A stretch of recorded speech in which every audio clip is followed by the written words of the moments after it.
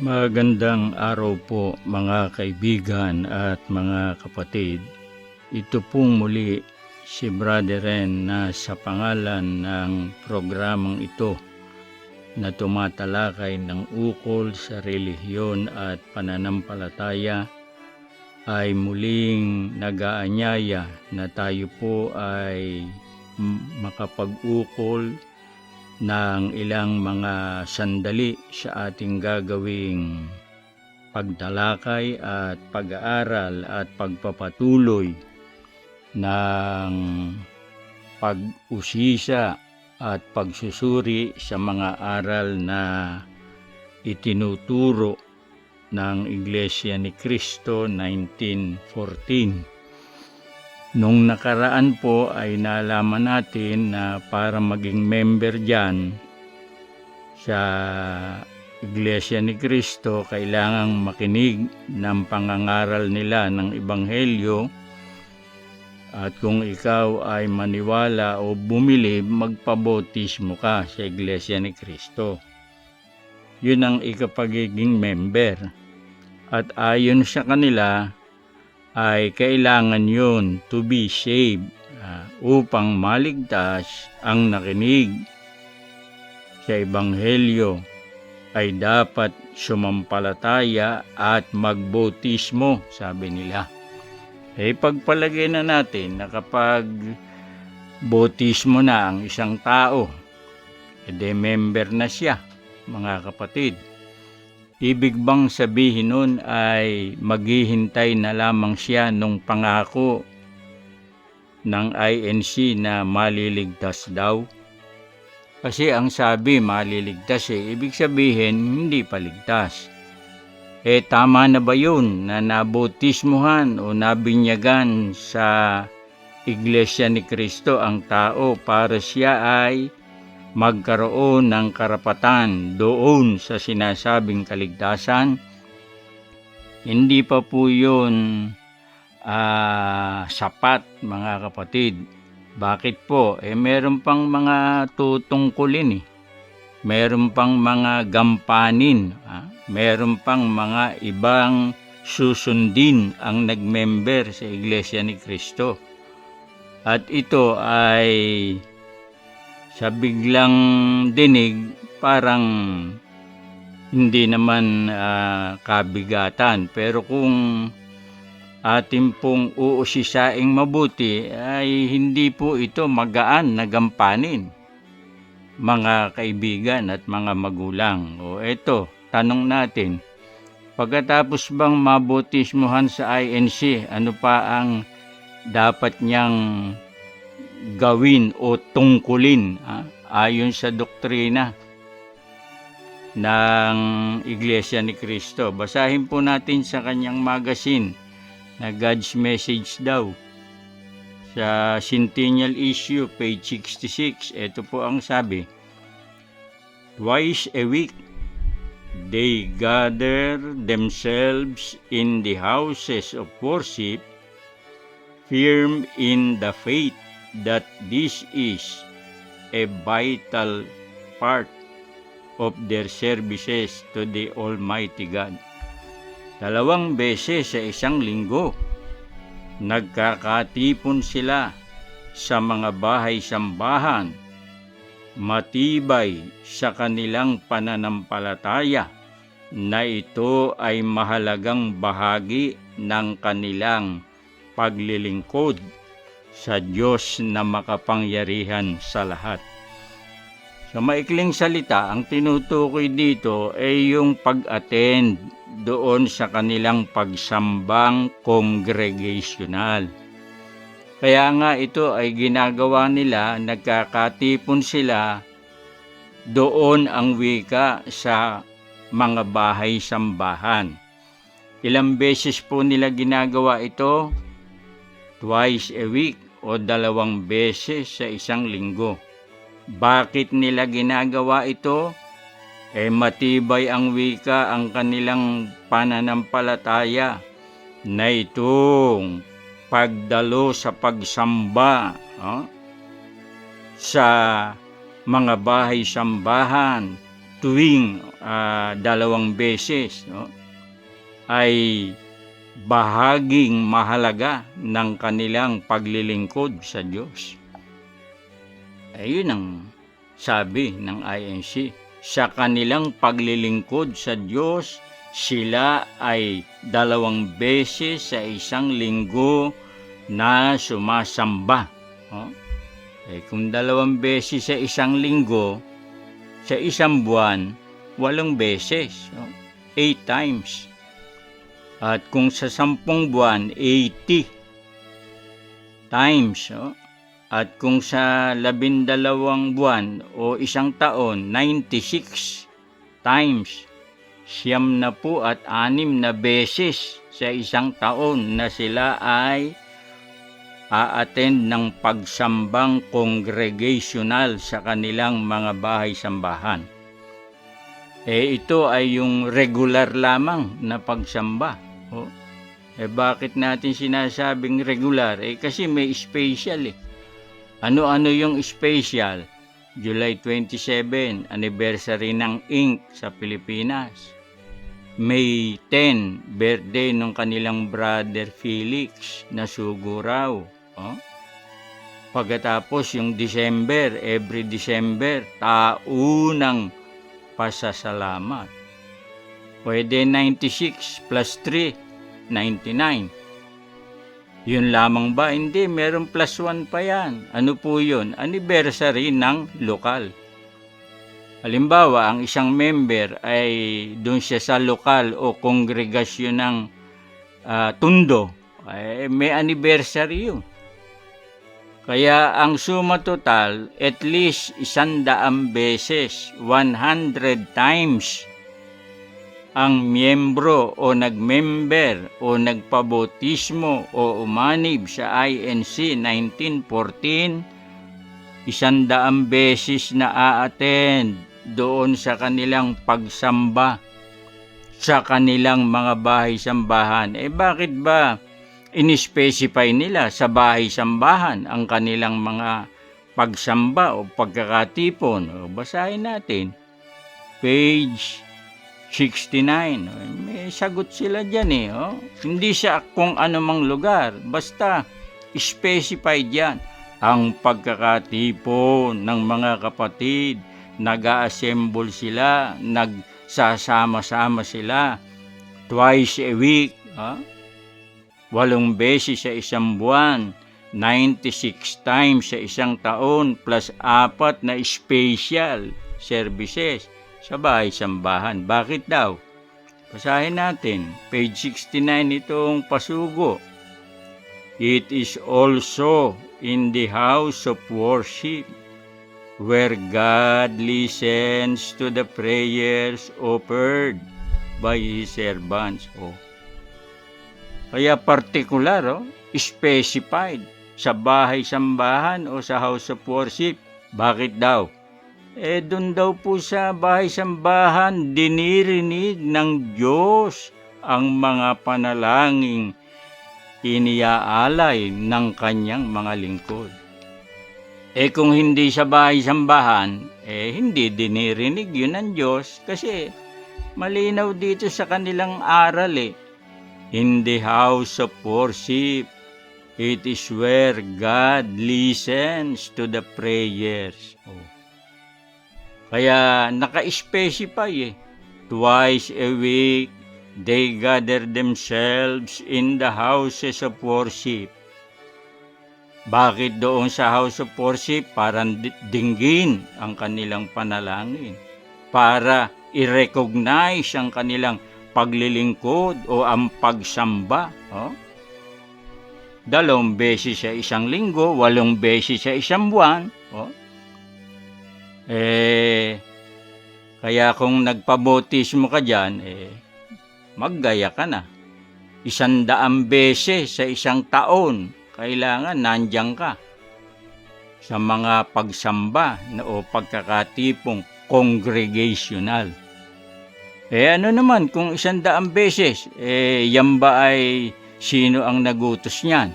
Baka yan ang ikatwiran sa atin. Utos ng Diyos yan Kaya kahit na 100 beses, okay lang yan. Utos nga ba ng Diyos? Hindi po. Sino ang nag-utos? Hindi naman Diyos itong nag-utos eh. Ngayon, kung ang nag-utos ay pinaparang Diyos nyo na, nasa sa inyo yun. Pero tiyak ko po na hindi Diyos ang nag-utos. Sino ang nag-utos ng twice a week? Meron silang pagsamba. Ito, Pasugo, June 2006 issue, page 4. The church administration today has deemed it necessary for all the congregations of the Church of Christ, Iglesia ni Cristo, to hold worship services twice a week on the midweek and on the weekends. Sinong nagpasya? Hindi naman pala pasya ng Diyos yun. The church administration today, ang pamamahala ng iglesia ngayon, has deemed it necessary, pinagpasyahan na kailangan ng lahat ng kongregasyon o mga lokal ng Iglesia ni Cristo na magdaos ng pagsamba 2 beses sa isang linggo, kung midweek at kung weekends. Ano ba itong church administration today? Led by the Executive Minister Manalo. Pansinin ninyo, the church administration today, yun ang nagpasya, hindi Diyos. Bakit administration today? Kasi nung araw wala namang church administration na nagpasyang twice a week ang kanilang pagsamba, 8 times a month, at 96 times sa isang taon, plus yung 4 na special services. Maniwala kayo, regular lang yung twice a week, 8 times a month. Biruin nyo yan. Dapat pala ang isang nag-member dyan dapat maging alisto siya. Siguro hindi niya na-compute, baka ang sabi lang sa kanya twice a week. Pero kinumpute na nga natin para madaling intindihin ngayon, paano ba nakukumpel ng church administration daw? Kasi ang nag-utos church administration paano nila nai-enforce yan? Na halos walang uma-absent diyan sa kanilang mga pagsamba o pagkakatipong congregational. Ito, may mga ginagamit silang panglamuyot, mga salitang panghikayat. Ito, page 67. No matter what happens in the lives of true members of the Iglesia ni Cristo, they will never abandon the worship services. Paano kinukumbinsi ang mga membro? Ito ang sabi. Ano man ang mangyari sa buhay ng mga tunay na kaanib sa Iglesia ni Cristo, hindi nila pababayaan ang pagsamba. Pag pinabayaan mo pagsamba, magkakaroon ka ng label, parang salingkit ka lang. Kasi yung hindi nagpapabaya, hindi uma-absent, yun ang true members of the Iglesia ni Cristo. Tunay na mga kaanib. Kung pabaya ka, uma-absent ka, hindi ka true member. Salingkit ka lang. Siyempre, yung miyembro, lalo na pagbagong bautismo, alangan namang tanggapin niya na siya ay miyembruhan lang, na parang salimpusa. Hindi, kaya talagang aatin niya. Ano pa ang kanilang mga sinasabi ng church administration para makumbinsi ang mga miyembro na wag absent. Ito. Page 67 pa rin. Since there is no church occasion more sacred than the worship service. Sa mga okasyon daw ng iglesia, wala nang masagrado pa sa worship service. Ibig sabihin, kung sagrado yung worship service at uma-attend ka, mababahaginan ka ng pagka-sacred o pagka-banal. Sa ibang salita, unti-unti mababanal ka. Ha? O ayaw nyo bang mabanal, mga kapatid? Ha? Ayaw nyo bang mahanay sa mga tunay na member ng Iglesia ni Cristo? O gusto nyo, salimpusa lang kayo? O kaya ang mga miyembro, nako, no matter what happens, kahit na umuulan, bumabagyo, kahit na merong may sakit sa pamilya, may problema, gipit sa pera, may trabaho, may papasok sa eskwela, o kung ang member naman ay yung magulang niya, hindi Iglesia ni Cristo, gagawa ng dahilan yan. Dala-dala yung damit pansamba. Kaya yun nga sabi nila, no matter what happens in the lives of true members. Paano ka namang hindi malalamuyot o makukumbinsi o mahihikayat na lagi kang umattend? Doon sa bahay-sambahan.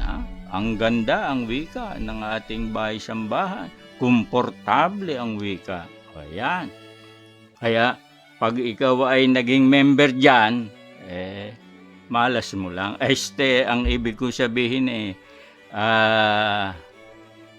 nasa sayo na yan. 100 beses. 96 regular na pagsamba. Sila naman ang may sabi nun ito page 66. They devote themselves to attending worship services regularly. Yun yung twice a week. 96 times. 96 na beses sa isang taon regular. Mamaya babasahin ko sa inyo yung special. Ngayon, ano ba ang isang mabigat pa rito? Baka akala nyo basta attend lang. Baka akala ninyo basta pupunta lang sa bahay-sambahan at may konting awitan o konting panalangin. Hindi po, may abuluyan pa yan. May abuluyan yan. Bawat samba mo, twice a week, mag-aabuloy ka. Anong katunayan? Basahin natin. Page 67, ito. The giving of voluntary contributions that is acceptable to God is that which is done by the members of the true Church of Christ. May abuluyan niya. Kada pasok mo dyan, teka, bakit ba twice a week, weekend, tsaka midweek? Kasi pag midweek, pwedeng Merkules, pwedeng Webes. Pag weekends, pwedeng Sabado, Linggo. Kailangan twice ka every week, para makakota, plus mag-aabuloy ka.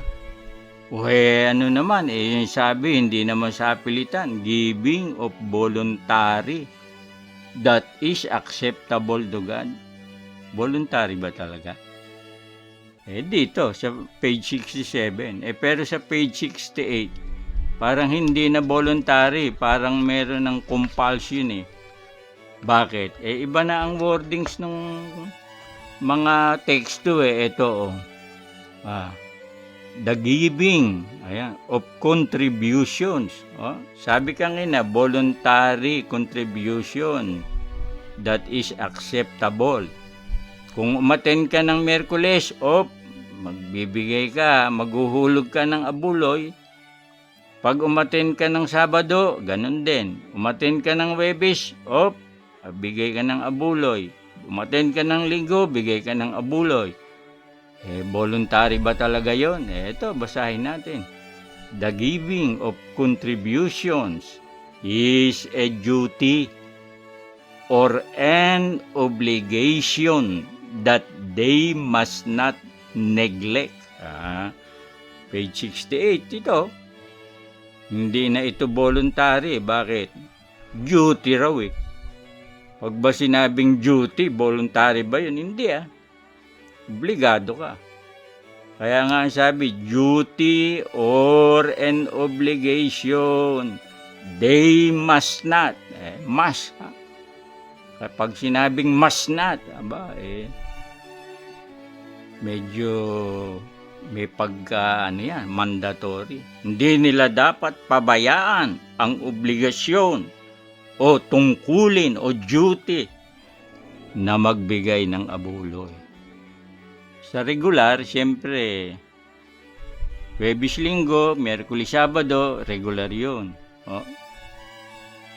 96 times magbibigay ka ng abuloy sa isang taon, regular. Pero pag doon sa special na worship service, natural, special din ang bigay mo dyan. Talaga bang special? Baka naman imbento lang ni brother rin. Basahin natin. Yung special na pagsamba, page 21. Ito rin pasugo. Ito rin centennial issue. Narito, nakaletra special Alangan namang baguhin ko to. Kala nyo ba, siopaw lang ang may regular at saka special. Pati pagsamba, may special, may regular. Ito. The first ever activity held in the world's largest mixed-use indoor theater was the special worship service. Letra por letra. Special worship service to the Lord on July 27, which was the highlight of the centennial celebration. Ang liwanag special Kailan? July 27. Anibersaryo itong pangkalahatan ng marehistrong INC. Pera pa yung special na worship service pag anibersaryo ng lokal kung saan ka member. Pera pa yung Mayo, birthday ni Felix Manalo. Pera pa yung December, every year. Kaya 4 yung special Saan ginawa ito? Doon daw sa Philippine Arena. Ano daw yung Philippine Arena? World's largest mixed-use indoor theater. Kaya indoor to, may bubong Pero mixed-use daw ito. Kaya nga dito merong kampanya ng politika politiko Meron ditong basketball, meron ditong concert. Sabi nga ni Katunying concert. Pwedeng yung mga galing abroad na mga talent, pwede ring local. Yan ang dito sila special worship service to the Lord daw. Pinatutungkol kay Lord. Anong komento ni Brother Ren dito sa special worship service sa arena? Sinsay ito sa aral nila Salungat ito sa aral nila. Hindi ba binasa ko sa inyo? It is also in the house of worship where God listens to the prayers by His servants. Dito sa arena, meron ba silang sinabing dito sa arena dinirinig ang panalangin ng kanyang mga lingkod? Wala po. Paano diringgin yun ito sausaw to sa mga gawaing panlupa yung bang mga concert dyan hindi ba panlupa yan? Baka naman sabihin, hindi, meron ding religious concert. Pero gumawa na sila ng mga hindi religious yan. Katunayan nga, yung unang schedule dyan hindi sila siniput nung foreigner January yun yata New Year concert Yung foreigner na talent, hindi sila siniput. Kasi hindi naman house of worship yan Sabi nga nila indoor theater, mixed use. Pwedeng campaign rally ng politiko, pwedeng yung mga sports, pwede rin yung mga regional na meeting gaya nung ASEAN. ASEAN ba yun? Na dyan ang opening at closing. Mga kapatid, dinirinig ng Diyos? Hindi po. Sablay. Anong katunayan? Kasi sabi nila, almost 2 million daw yung umattend. Saan nila inilagay? Saan nila isiniksik? Ito, page 19. An estimated 2 million faithful gathered in the Philippine Arena. Ayun nga, doon sa sinasabing indoor theater. In the Philippine Arena site, the adjacent Philippine Sports Stadium, and in the tent set up for the occasion. Yung palang spillover, nung sabi nilang estimated 2 million, doon naman isiniksik sa sports stadium. House of worship ba yun? Hindi. Dinirinig ba ang dalangin doon? Hindi. Pagkatapos doon sa mga tolda, doon sa Ciudad de Victoria daw, sa Bulacan. Lahat ng pinagsiksikan nila doon sa kanilang anniversary, hindi naman house of worship yun Samantalang ang idinidikdik ay tayo'y nagpapagawa ng mga bahay-sambahan sa ikaluluwalhati ng Diyos. Dito tayo nagdaraos ng mga pagsamba. Dito dinirinig ng Diyos. Dito kayo naguukol ng mga panata. Dinirinig ng Panginoon. Yung pala bakit nung mag-anniversary kayo sa arena, Philippine Arena? At sa sports stadium na hindi naman houses of worship. Entonces, hindi dinirinig ng Diyos ang panalangin ninyo dyan. Palpak, sinong may pasya niyan? Natural yung church administration today. Noon, walang church administration na nagpasya niyang twice a week, 96 times a year, plus yung special na 100 times na gathering. Ngayon, side issue lang. World's largest nga ba ito? Questionable yan. Kasi doon sa bandang Davao, meron diyang kingdom may 70,000 or 70,000 ang pwedeng magkasyang mga a-attend ito 50,000 plus lang hayaan nyo na sila. Kung doon sila maligaya na world largest daw sila mga kapatid. May abuloy